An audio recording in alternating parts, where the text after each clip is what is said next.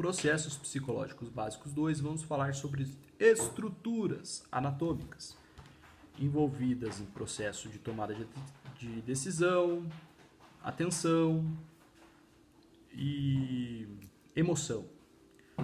Então, a primeira estrutura que a gente tem na mente, no processo de tomada de decisão, é a amígdala. O que a amígdala faz, minha mãe? Mãe!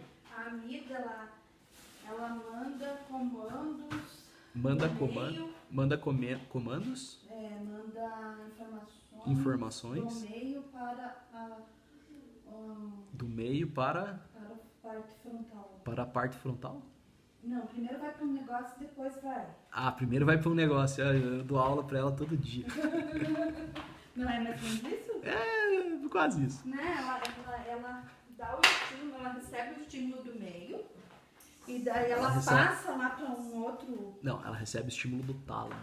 Ah, do tálamo. Então primeiro vem pro tálamo. Primeiro o estímulo do meio vem pro tálamo. Depois vai pra amígdala e a amígdala daí processa esse estímulo, se é perigoso, daí. Processa se o estímulo é perigoso, isso aí. Se o estímulo é muito perigoso, daí ela acaba desligando a parte pré-frontal. Nossa, minha mãe já decorou, velho. Só que é quase isso, tá, mãe? Mas não é bem assim, não. Mas tá muito bem, mãe. Tá muito bem. Não sei aqui, ó. Tô gravando um vídeo aqui, a mãe tava explicando como que a amígdala funciona.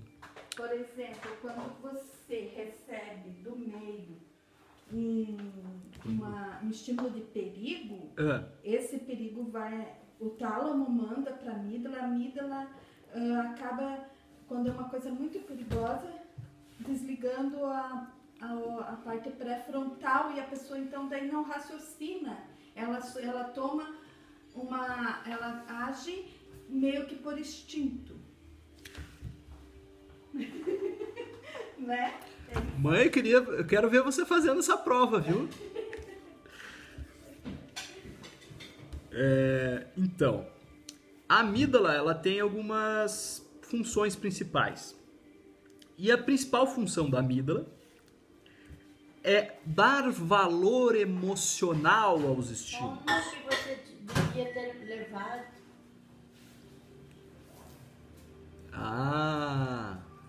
Sim. A principal função da amígdala é dar valor emocional aos estímulos.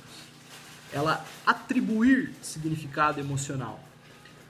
Isso é muito importante para a sobrevivência do indivíduo. Isso é muito importante para que a gente saiba decidir o que é bom, o que é ruim, o que é apetitivo, o que é aversivo. Por exemplo, quando a minha mãe me dá um abraço, eu sinto reações emocionais apetitivas. Quando minha mãe briga comigo, eu sinto reações emocionais aversivas. E a estrutura neural responsável por dar significado emocional para esses acontecimentos é a amígdala. Outra coisa que a amígdala faz, que é muito importante a gente saber, é detectar expressões emocionais nos outros indivíduos.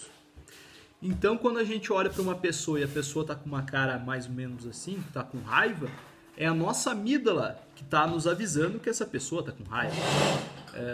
Pessoas que têm algum tipo de lesão na amígdala têm dificuldade de identificar emoções nos outros indivíduos. Outra estrutura neural muito importante nos processos psicológicos básicos, assim, nesta matéria, é o tálamo. O que o tálamo faz, mãe? Mãe, o que o tálamo faz? O tálamo recebe o estímulo do meio. Isso aí, Patrícia. O que o tálamo faz? As informações chegam pra gente através dos nossos receptores sensoriais. Nos olhos, nos ouvidos. E esse aqui? Da pele, no sentido... O tato, né? O tato, né? Então a gente faz... Então, o que a gente precisa? A gente precisa mandar para uma estrutura neural esses estímulos sensoriais. E essa estrutura neural é o tálamo. Depois, isso é importantíssimo, porque o tálamo é a porta de entrada de todos os nossos estímulos. Então, sobre o tálamo, para esse conteúdo é basicamente isso. A gente tem outra estrutura neural muito importante nesta matéria, chamada hipocampo. Hipocampo. O que é que faz o hipocampo, Patrícia? Não sei. O hipocampo, que vocês precisam saber a respeito do hipocampo, é que o hipocampo é a estrutura neural responsável por armazenar novas memórias explícitas ou implícitas, mãe?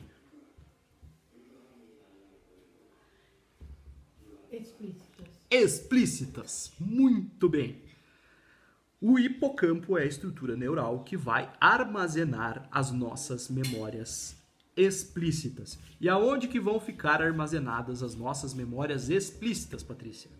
No hipocampo? Não. Não é no hipocampo. Não é o hipocampo responsável por armazenar as memórias? Assim?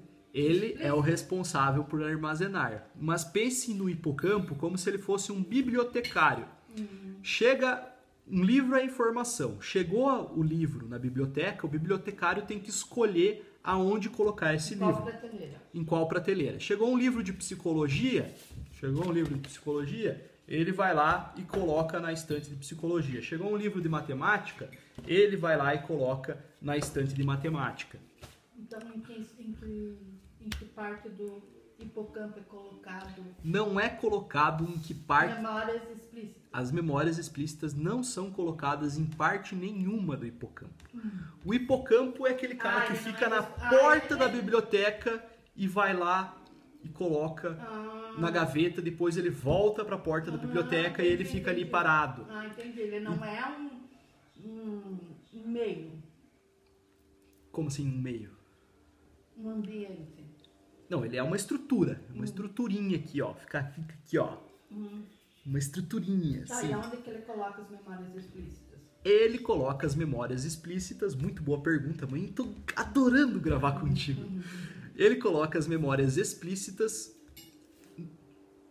espalhadas por todo o nosso córtex. O que é o nosso córtex? É essa parte mais externa do nosso cérebro, onde existem vários giros e sulcos, que são que nem umas minhoquinhas, sabe, mãe? E é ali que ficam as nossas memórias. Então, dependendo de uma pessoa, teve alguma lesão cerebral e acabou perdendo um pouquinho de massa nessa área cortical, ele pode perder algumas memórias que estavam lá. Entendi. Entendeu? E as memórias, então, o nosso córtex é como se fossem as prateleiras da biblioteca. E o hipocampo é que leva. E o hipocampo é que leva para a prateleira e ele que puxa também da prateleira. Quando a gente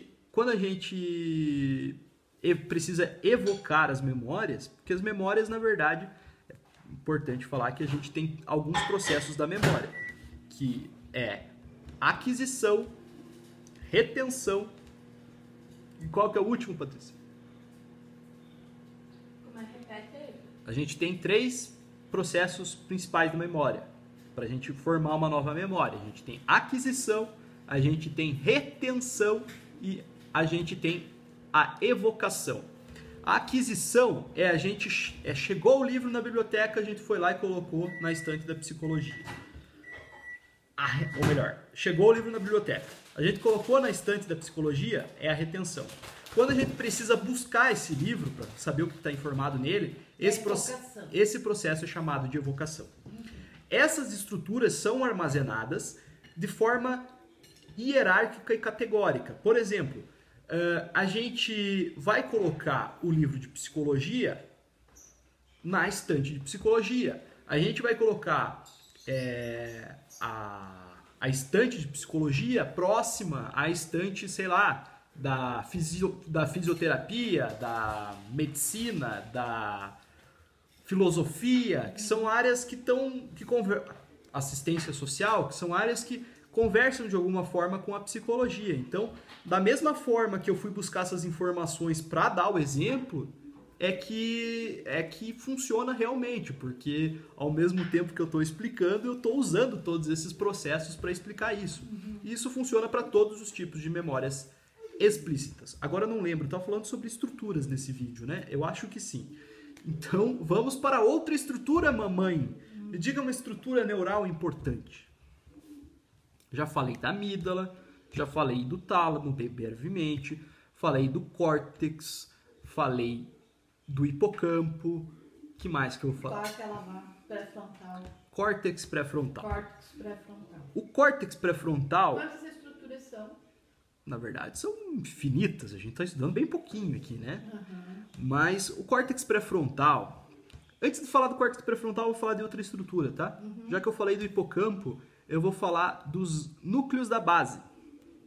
Porque, assim como o hipocampo é responsável por armazenar memórias explícitas, os núcleos da base fazem a mesma coisa, só que com as memórias implícitas. Eu ia te perguntar o que é. Qual bem a diferença entre memórias explícitas e implícitas? Para mim, as explícitas seriam que vêm de fora. É isso? Não, toda informação vem de fora. Uhum. Entendeu? O que a diferença, implícita e explícita. por exemplo, o que vem de fora, no caso, seria uma memória que a gente está adquirindo, e uma memória que vem de dentro seria uma que a gente está evocando, entendeu? Uhum. Mas a diferença entre memória explícita e implícita, na verdade, é que a memória explícita é aquela que a gente pode declarar. Como declarar? A gente pode declarar. Por exemplo, me diga o que você estava vestindo no dia do teu casamento. Não é para dizer, é só dar um exemplo, entendeu? Ou você sabe me dizer o que você estava vestindo. Era um vestido de noivo, não era? Isso é uma memória explícita. Agora me diga como que você faz para dirigir um carro. Eu ligo a chave, passo para a primeira e acelero. E como que você move os teus músculos para você dirigir o carro? Olha, eu me movo, mexo as pernas, mexo os braços. Você não consegue declarar qual é o movimento que você está fazendo. Você decora o movimento, você faz aquilo de forma muito automática. Você não consegue me explicar como que você se mantém equilibrado numa bicicleta. Você não consegue me explicar como que você dá todas as voltas quando você está escrevendo, como que você forma cada letra. Implícitas. São memórias implícitas que não dependem de serem declaradas. Então, essa memória, como eu estava dizendo, ela é dependente de uma estrutura neural chamada das estruturas neurais do núcleo da base, dos núcleos da base, melhor dizendo. Do núcleo da base. Então, vamos falar do córtex pré-frontal agora. O córtex pré-frontal, Patrícia, ele tem várias funções, na verdade. Por exemplo, existem várias doenças, digamos assim, não posso chamar de doença, mas existem vários transtornos que afetam o córtex pré-frontal e, de forma diferente, ele causa alterações comportamentais nos indivíduos que possuem esses transtornos. Por exemplo, no TDAH, a pessoa tem dificuldade de prestar atenção aos estímulos. E em outros transtornos, as pessoas têm dificuldade de inibir comportamentos. Em outros transtornos, as pessoas têm dificuldade de lembrar alguma tarefa que elas deveriam fazer. Então eu vou falar de algumas funções bem básicas do córtex pré-frontal. Primeiro é a inibição comportamental. Patrícia, quando você era criança, você agia de uma forma muito mais... Como é que eu vou te dizer? Muito menos racional. Verdade ou não? Tem que ser bem breve, tá? Não, é verdade. Verdade? Por quê? Você acha? Porque essa parte do meu cérebro não estava bem desenvolvida. Exatamente, Patrícia. Ela é muito inteligente, cara. Minha mãe, nossa.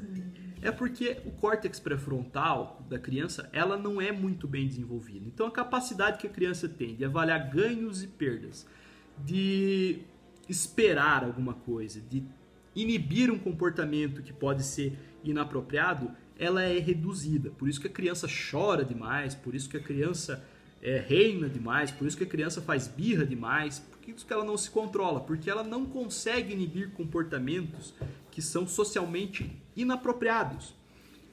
Outras coisas que fazem as pessoas não inibirem comportamentos socialmente inapropriados podem ser transtornos de conduta. Psicopata não tem inibição comportamental, ele vai lá e faz o que ele quer. Ou pode ser... Essa parte do psicopata está pouco desenvolvida, é isso? Está pouco desenvolvida. Na verdade, ele não armazena esse tipo de regras sociais. Outra coisa que pode acontecer é a pessoa beber e ter uma menor ativação no cérebro, no córtex pré-frontal, e por conta disso ela vai fazer várias coisas que ela não faria normalmente, tipo eu em Chapecó. Que mais? Que mais? Você fez em Chapecó? Nada. Agora me conta. Pô, não tem nenhuma foto minha. Tem uma comigo. Tem outra coisa também que é muito importante. Tem outra coisa que é muito importante que o córtex pré-frontal faz, que são relacionados à atenção endógena. O que é a atenção endógena? A atenção endógena é aquela que parte da vontade do indivíduo.